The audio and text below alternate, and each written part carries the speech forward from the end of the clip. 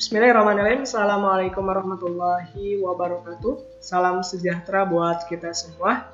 Mudah-mudahan kita senantiasa diberikan kesehatan, kemudahan, dan kelancaran dalam segala aktivitasnya.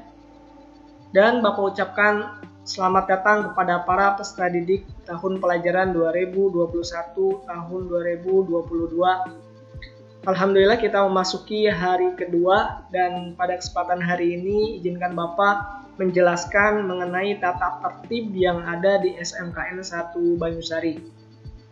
Bab 1, Pasal 1, Filosofi Dasar.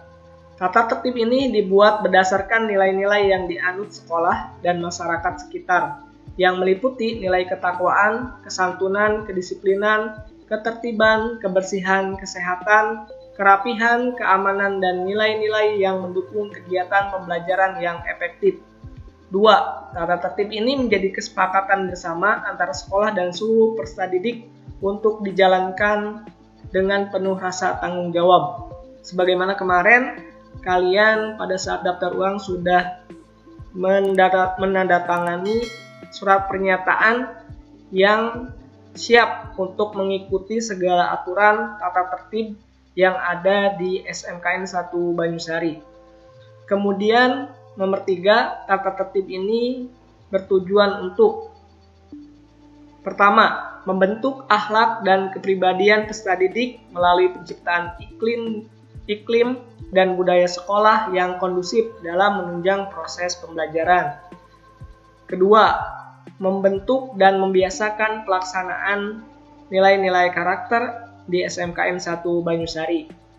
Kemudian selanjutnya, melatih peserta didik untuk dapat taat terhadap tata tertib dan berakhlak mulia yang akan diimplementasikan dalam kehidupan bermasyarakat.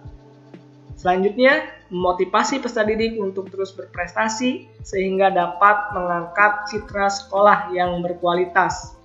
Kemudian, selanjutnya, memonitor dan mengevaluasi perilaku peserta didik secara berkesinambungan untuk dijadikan pertimbangan dalam penentuan kenaikan kelas dan ketamatan belajar peserta didik. Jadi, aturan ini dibuat ataupun tata tertib ini dibuat sebagai upaya untuk mengevaluasi segala perilaku peserta didik yang ada di SMKN 1 Banyusari secara berkala.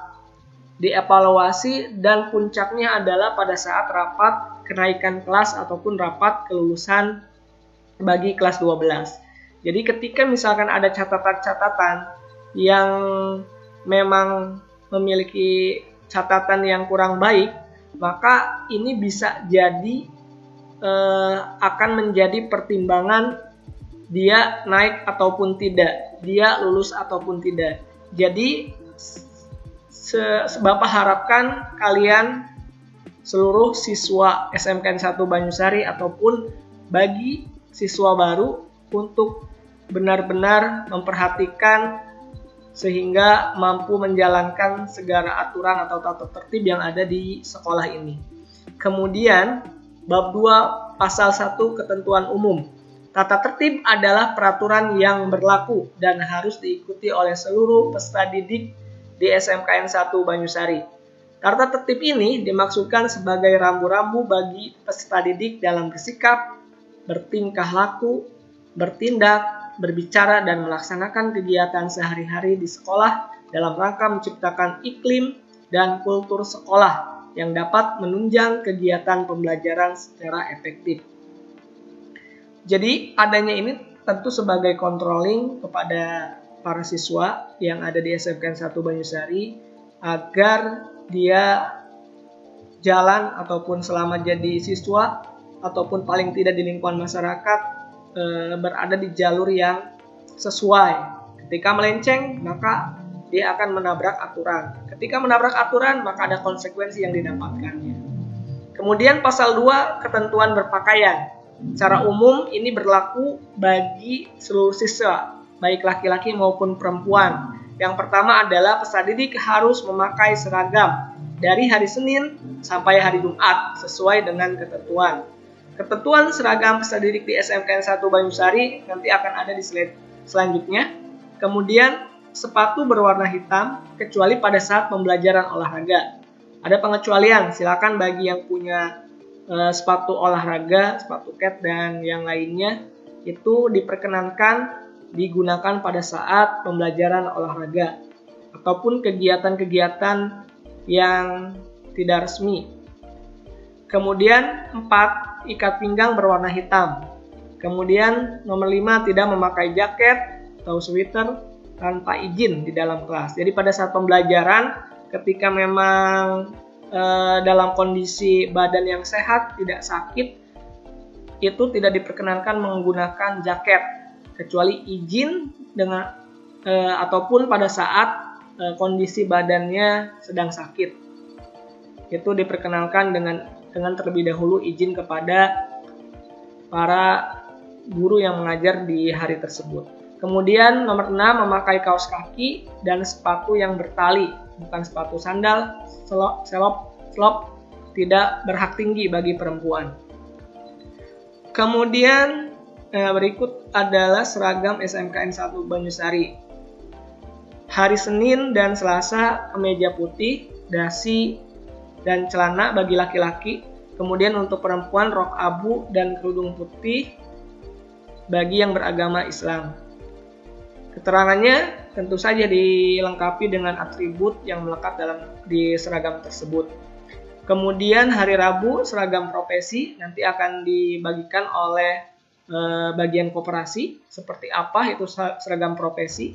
Kemudian Kamis yakni seragam pramuka. Kenapa di hari Kamis? Karena pada hari Kamis ada kegiatan pembiasaan pagi kepramukaan.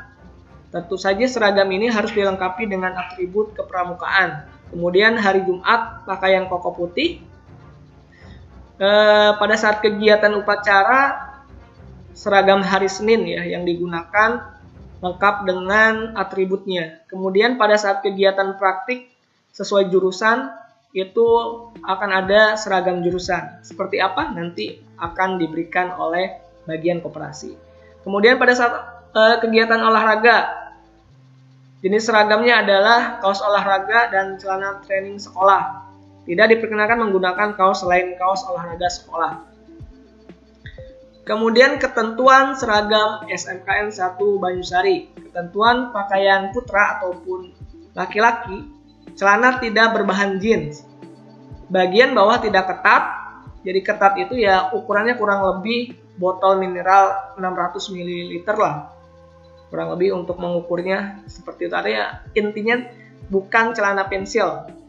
Kemudian 2, memakai topi pada saat upacara.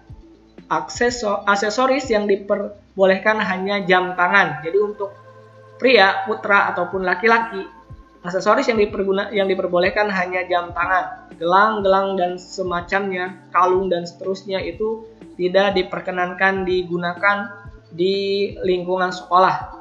Kemudian ketentuan pakaian putri, panjang rok sampai mata kaki, bagian bawah dijahit rapi, tidak ketat, tidak diberi lastring, dan tidak ada belahan. Kemudian untuk nomor 2 dianjurkan menggunakan kerudung bagi yang beragama Islam. Nomor 3 memakai topi pada saat upacara. Aksesoris yang diperbolehkan adalah jam tangan, pin, dan giwang. Jadi untuk perempuan ada tambahannya. Silakan ada pin dan bros dan giwang. Pasal 3, penampilan.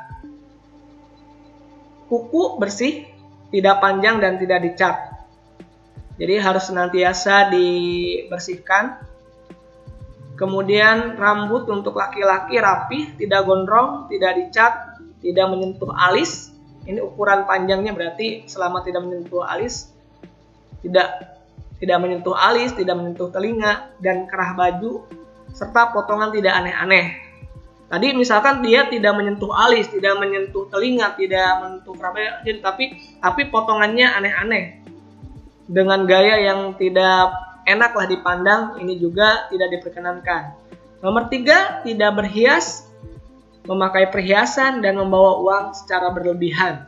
Jadi perhiasan-perhiasan yang mahal sebisa mungkin tidak dibawa ke sekolah. Kemudian tidak membuat tato pada anggota badan. Pasal 4, pelaksanaan ibadah. Peserta didik yang muslim harus melaksanakan sholat zuhur secara berjamaah. Kita sudah dibiasakan untuk senantiasa melaksanakan sholat zuhur secara berjamaah. Kemudian peserta didik muslim harus melaksanakan sholat duha. Jadi nanti ini masuk dalam salah satu kegiatan di waktu pagi ya, pembiasaan sholat duha. Kemudian masuk dan pulang sekolah. Peserta didik sudah hadir di sekolah sebelum jam 7 karena jam 7 itu sudah mulai pembiasaan pagi dan pulang 15.20 atau lebih. Atau di tahun kemarin itu kelas 10 di hari Jumat pulang lebih awal. Kemudian perizinan. Untuk peserta didik yang tidak masuk sekolah harus menginformasikan ke wali kelas baik secara lisan maupun tertulis. Dan catatannya yang menginformasikan tersebut bukan siswa yang bersangkutan, tapi orang tua yang menghubungi ataupun memberikan surat langsung ke sekolah. Kemudian peserta didik kedua, peserta didik yang tidak masuk lebih dari seminggu karena sakit, maka setelah masuk sekolah membawa keterangan surat dari dokter. Nomor 3, peserta didik yang tidak masuk karena orang tua, intinya keluarga meninggal dunia, ini juga harus menginformasikan kepada wali kelas secara lisan ataupun tertulis. Kemudian 4, peserta didik yang tidak masuk karena mengikuti acara keluarga, seperti misalkan ada yang di wisuda, hajatan, ataupun kegiatan keluarga yang lain yang mengharuskan kalian ikut, maka tetap harus menginformasikan kepada wali kelas. 5, peserta didik yang menunaikan ibadah haji. Misalkan ada yang mau beribadah haji atau paling tidak umroh, harus mengajukan surat permohonan izin kepada sekolah karena memang waktunya tidak sebentar. 6, peserta didik tidak masuk karena orang tua, nenek, saudara kandung, paman, bibi, dan seterusnya sakit berat yang mengharuskan kalian menunggunya, maka ini juga perlu diinformasikan kepada kami dari pihak sekolah. 7, peserta didik yang meninggalkan pelajaran karena sakit atau sesuatu hal yang urgen harus izin terlebih dahulu kepada guru yang mengajar di hari tersebut. Juga melapor kepada petugas piket dengan mengisi form perizinan yang telah disiapkan. Kemudian ini yang tadi disinggung mengenai kegiatan pembiasaan pagi, yang mana kegiatan pembiasaan pagi ini menjadi salah satu unggulan yang ada di SMKN 1 Banyusari yang dalam pembinaan karakter. Nomor satu adalah kegiatan pembiasaan pagi dimulai pukul 7 sampai 7.50. Kemudian dari 7.50 sampai jam 8 ada istirahat. Ini bagi yang memang diperuntukkan untuk yang belum sarapan ataupun ada keperluan yang lainnya. Jadi jam 8 tadi sudah disampaikan nanti pembelajaran seperti biasa. Kemudian nomor 2, peserta didik membiasakan diri sudah dalam keadaan berwudu sebelum kegiatan dimulai. Karena kan pada saat kegiatan pagi ini ada proses hafalan juz amma, kemudian pembacaan ayat suci Al-Quran dan sebagainya. 3, peserta didik harus melaksanakan sholat duha saat kegiatan pembiasaan pagi. Kemudian peserta didik harus melaksanakan zikir Asmaul Husna. Kemudian peserta didik harus melaksanakan murojaah surat-surat dalam juz amma, juz 30. 6, peserta didik harus melaksanakan kegiatan pramuka sesuai jadwal yang telah ditentukan. Peserta didik harus melaksanakan senam sesuai dengan jadwal. Peserta didik harus melaksanakan Jumat bersih sesuai juga dengan jadwal. Kemudian peserta didik juga harus pembiasaan berbahasa Inggris sesuai dengan jadwal. Kemudian peserta didik harus melaksanakan makan bareng sesuai dengan jadwal. Jadi perlu dijelaskan bahwa di SMKN 1 Banyusari ini ada satu program unggulan, yakni program pembiasaan pagi. Ini kegiatannya kurang lebih 50 menit, yang mana dalam 5 hari dari Senin sampai Jumat itu yang rutin dilaksanakannya adalah sholat duha, zikir Asmaul Husna, kemudian murojaah. Adapun untuk kegiatan pramuka, senam sehat, kemudian Jumat bersih, kemudian berbahasa Inggris, literasi, juga tausiah, dan juga makan bareng, ini dijadwalkan secara bergantian di tiap pekannya, di tiap harinya. Kemudian 8 kegiatan belajar mengajar. Jadi tadi setelah selesai kegiatan pembiasaan pagi, maka dimulai kegiatan pembelajaran dari pukul 8 sampai 15.20 sesuai dengan jadwal. Kemudian pelajaran dimulai jika sudah dalam keadaan 1. Tertib, bersih, dan rapih. Kemudian peralatan dan buku kegiatan pembelajaran telah lengkap. 3. Pembelajaran diawali dan diakhiri dengan berdoa yang dipimpin oleh ketua kelas atau siswa yang bertugas di hari tersebut. 4. Peserta didik tidak diperbolehkan meninggalkan ruangan belajar kecuali setelah mendapatkan izin dari guru yang mengajar. 5. Peserta didik wajib mengikuti semua ulangan dan mengerjakan semua tugas yang diberikan oleh guru dan sekolah. 6. Tidak diperbolehkan makan pada saat pembelajaran. Boleh minum jika sudah ada izin dari guru yang bersangkutan. Pasal 9. Pergaulan. Pergaulan antar teman. Nomor 1, sesama peserta didik adalah bersaudara. Ini prinsipnya ya. Jadi sesama kalian, sama peserta didik itu ada persaudaraan yang terjalin. Kemudian menerapkan 5S, senyum, salam, sapa, sopan, santun. 3. Saling membantu dan menjalin kerjasama dalam kebaikan. Jadi saling membantu dan bekerja sama dalam kebaikan. 4. Menghindari tindakan yang membahayakan diri sendiri maupun orang lain. Kemudian nomor 5, di kelas memanggil AA ya, kalau di Sunda, ataupun Akang. Mungkin untuk di Jawa Mas, dan di daerah-daerah yang lain mungkin berbeda.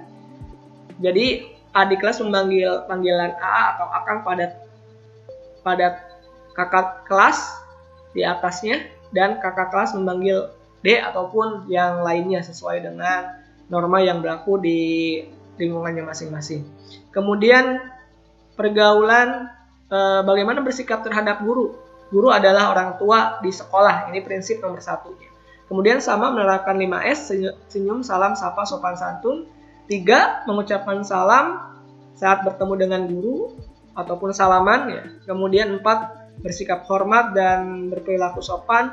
5. Melaksanakan nasihat dan tugas yang diberikan oleh guru. Kemudian bagaimana ketika ada tamu? Prinsipnya sama, menerapkan 5S. Senyum, salam, sapa, sopan, santun. Kemudian membantu melayani keperluan tamu dengan baik. Ditanya ada keperluan apa, mau bertemu siapa, ada yang bisa dibantu, dan seterusnya.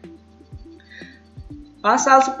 Organisasi peserta didik. Organisasi peserta didik yang diakui keberadaannya secara sah di sekolah adalah semua ekstrakurikuler dan OSIS di SMKN 1 Banyusari.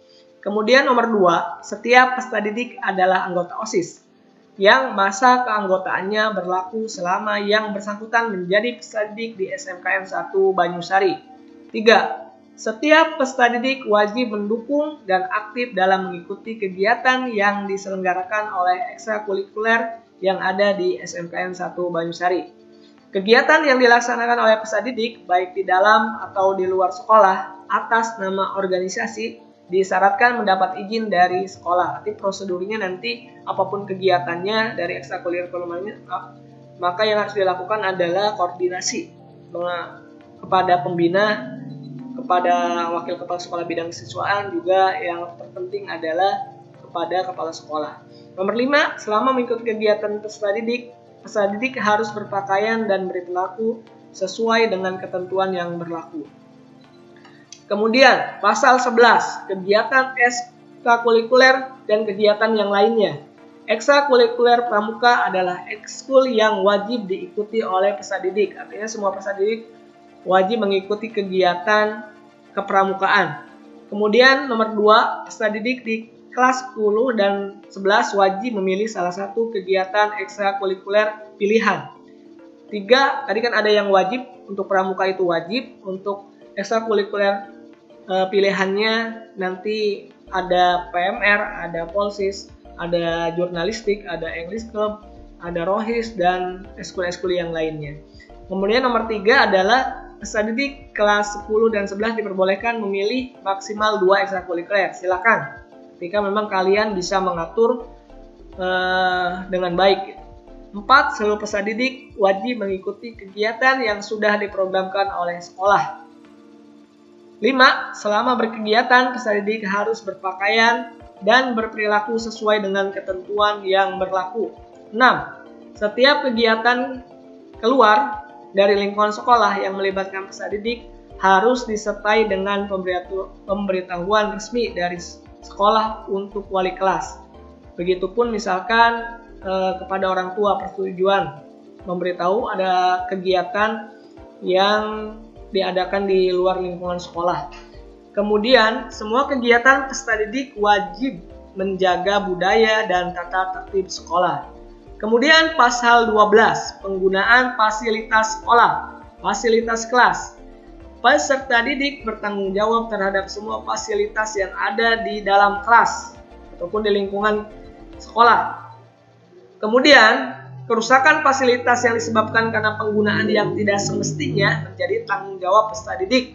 Namun, jika kerusakan itu karena memang sudah usang, maka menjadi tanggung jawab sekolah. Misal, kursi yang awalnya kokoh, kemudian digunakan tidak semestinya oleh peserta didik, maka ketika rusak, kursi tersebut menjadi tanggung jawab peserta didik. Kemudian sarana dan prasarana olahraga. Peserta didik dapat menggunakan sarana prasarana olahraga dengan izin penanggung jawab. Jadi apapun silakan. Ada bola ataupun raket dan seterusnya. Namun terlebih dahulu izin kepada penanggung jawab di keolahragaan. Kemudian nomor 2, peserta didik yang menghilangkan alat olahraga maka harus menggantinya dengan yang baru. 3. Peserta didik yang merusak alat olahraga maka harus memperbaikinya atau mengganti, tergantung kerusakannya apakah bisa diperbaiki atau tidak. Jadi ketika masih bisa diperbaiki ya silakan diperbaiki, tidak perlu mengganti. Kemudian 4. Peserta didik harus mengembalikan alat olahraga pada tempat yang telah ditentukan. Misalkan minjam, ada lemarinya, ada tempat bolanya, ya disimpan kembali ke tempatnya. Kemudian perpustakaan. Setiap peserta didik wajib menjadi anggota perpustakaan. Peserta didik mentaati peraturan perpustakaan yang berlaku. Kemudian peserta didik yang meminjam buku harus melaporkannya kepada petugas terkait. 4. Peserta didik yang menghilangkan buku yang dipinjam maka wajib menggantinya dengan yang baru. Kemudian di toilet, peserta didik melaksanakan adab masuk dan keluar toilet sesuai yang nanti akan disampaikan. Adab masuk dan keluar toilet itu seperti apa. Kemudian nomor 2, peserta didik menjaga kebersihan toilet dan tidak membuat kerusakan. 3. Peserta didik tidak membuang benda apapun ke dalam kloset. UKS. Peserta didik boleh menggunakan sarana UKS jika sakit atau keperluan lain dengan izin terlebih dahulu kepada penanggung jawab UKS. Peserta didik yang sakit tetapi tidak bisa ditangani oleh pihak UKS maka dirujuk ke puskesmas atau klinik terdekat, ataupun ketika misalkan puskesmas atau klinik terdekat tidak menyanggupi maka akan langsung dirujuk ke rumah sakit terdekat. Kemudian laboratorium. Peserta didik diperkenankan menggunakan laboratorium setelah mendapat izin dari pengelola laboratorium tersebut. Kemudian kerusakan alat-alat laboratorium karena kelalaian tidak sesuai dengan prosedur maka menjadi tanggung jawab peserta didik, kecuali memang karena sudah menaun, tidak digunakan, sudah usang, itu menjadi tanggung jawab sekolah. Kemudian nomor terakhir, peserta didik mentaati tata tertib yang ada di laboratorium. Pasal 12, larangan-larangan. 1. Dilarang tidak menyampaikan amanah kepada orang tua. Misalnya, ada pemanggilan orang tua, dia tidak menyampaikan surat pemanggilan tersebut. Ini sebuah pelanggaran.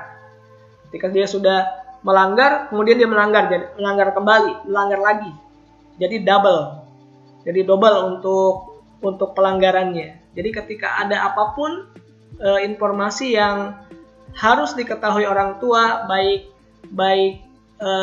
informasi tersebut diberikan lewat surat ataupun melalui grup di WhatsApp ataupun melalui lisan, maka wajib hukumnya disampaikan kepada orang tuanya masing-masing. Kedua, dilarang merusak dan mengotori sarana dan prasarana sekolah. Kemudian nomor 3, dilarang berbuat onar, gaduh, berkelahi di dalam atau di luar sekolah. Dalam hal ini bisa tawuran ataupun misalkan berantem dengan teman atau baik yang sekolah maupun yang di luar sekolah. 4, dilarang membawa atau memiliki, mengkonsumsi dan mengedarkan rokok, minuman keras, dan nafzia. Kemudian dilarang membawa barang yang tidak berkaitan dengan kegiatan pembelajaran seperti membawa senjata tajam atau bahan kimia tertentu yang dapat membahayakan orang lain. 6, dilarang membawa rekaman, bacaan, gambar, dan lain-lainnya yang berunsur pornografi. 7, dilarang mencuri atau mengambil barang orang lain baik di sekolah maupun di luar sekolah. 8, dilarang menghina, mengancam, menghasut, dan memfitnah teman, guru, orang tua, dan karyawan baik secara lisan maupun tulisan. Karena kenapa tulisan? Karena bahkan di era digital saat ini kan eranya sosial media. Jadi ketika dia menghasut, menghina lewat itu juga termasuk hal yang dilarang. Kemudian dilarang membawa alat elektronik, handphone, laptop, dan sejenisnya tanpa izin. Jadi ketika ada izin dari sekolah ataupun dari guru, maka diperkenankan. Nomor 10, dilarang melakukan tindakan asusila dan kriminalitas. 11, dilarang mengambil, mencuri, menyimpan, menggunakan benda atau milik teman tanpa seizin pemiliknya. Kemudian pasal 13, pelanggaran dan sanksi atau punishment. Pelanggaran adalah tingkah laku peserta didik yang tidak sesuai dengan aturan tata tertib. Jadi yang disebut dengan pelanggaran adalah perilaku, ucapan yang tidak sesuai dengan aturan tata tertib yang tadi sudah disampaikan. Kemudian peserta didik yang melanggar tata tertib di sekolah akan mendapatkan sanksi sesuai dengan kategori pelanggarannya. Jadi nanti selain dapat sanksi ada pengurangan poin. Jadi kalian nanti akan dibekali selama jadi peserta didik di SMKN 1 Banyusari itu kalian akan dikasih poin. Nah, ketika melanggar maka akan terus berkurang sampai 0. Ketika 0 berarti kalian harus dikembalikan ke orang tua. Jadi poin tersebut nanti tiap siswa mendapatkan sama. Jadi ketika melanggar berkurang, tapi ketika berprestasi, berperilaku baik, maka akan nambah. Jadi itu menjadi dasar nanti ketika penentuan siswa teladan ataupun kategori siswa yang lainnya. Jadi selain ada sanksi yang diberikan ketika melanggar, jadi ada pengurangan poin juga. Peserta didik yang melanggar tertib akan dikenakan sanksi dan dicatat dalam buku catatan pelanggaran. Jadi selain ini sebagai catatan di buku catatan pelanggaran. Kemudian bentuk sanksi yang diberikan ditentukan berdasarkan kategori pelanggaran. Kategori dan sanksi pelanggaran adalah sebagai berikut. Nah, jadi untuk perilaku ataupun hal-hal disesuaikan dengan kategori pelanggarannya. Apakah masuk kategori ringan, sedang, ataupun berat. Misalkan kategorinya hanya ringan, maka akan langsung mendapat pembinaan oleh guru yang melihat langsung atau wali kelas atau juga BK. Kemudian ketika levelnya naik dikit, sedang, maka akan dilakukan pembinaan langsung oleh wali kelas, BK, dan juga wakil kepala sekolah bidang kesiswaan. Nah, ketika misalkan kategorinya masuk berat, maka orang tua akan dipanggil ke sekolah. Lalu membuat surat pernyataan tertulis di atas kertas yang diketahui oleh orang tua, wali kelas, dan kepala sekolah tentang kesediaan jika melanggar berat, maka ananda ataupun siswa tersebut akan dikembalikan kepada orang tua. 3. Jika sudah berkali-kali melakukan pelanggaran berat, maka akan dikembalikan kepada orang tua. Jadi untuk sanksi ataupun punishment-nya seperti apa nanti akan Bapak sampaikan di video selanjutnya. Terakhir, bab penutup. 1. Tata tertib ini berlaku bagi seluruh peserta didik SMKN 1 Banyusari. 2. Tata tertib ini berlaku sejak tanggal ditetapkan oleh kepala sekolah. Hal-hal yang belum tercantum dalam tata tertib peserta didik ini akan ditetapkan kemudian. Begitupun dengan poin-poin yang tidak sesuai, maka akan segera direvisi. Demikian mengenai penjelasan mengenai tata tertib yang ada di SMKN 1 Banyusari. Untuk video yang kedua nanti akan Bapak sampaikan mengenai sanksi atau punishment apa saja yang akan diberikan ketika melanggar. Jadi nanti ada beberapa kategori termasuk ke ringan, sedang atau berat. Begitupun nanti poin-poinnya. Jadi ada poin pengurangan poinnya, misalkan dia melanggar ini berapa poin yang berkurang. Misalkan ketika dia melakukan kebaikan berapa poin yang akan didapatkan, nanti akan dijelaskan di kesempatan yang lain. Demikian barangkali yang bisa disampaikan. Mohon maaf atas segala kekurangannya, mudah-mudahan ada manfaatnya. Wabillahi taufik wal hidayah. Wassalamualaikum warahmatullahi wabarakatuh.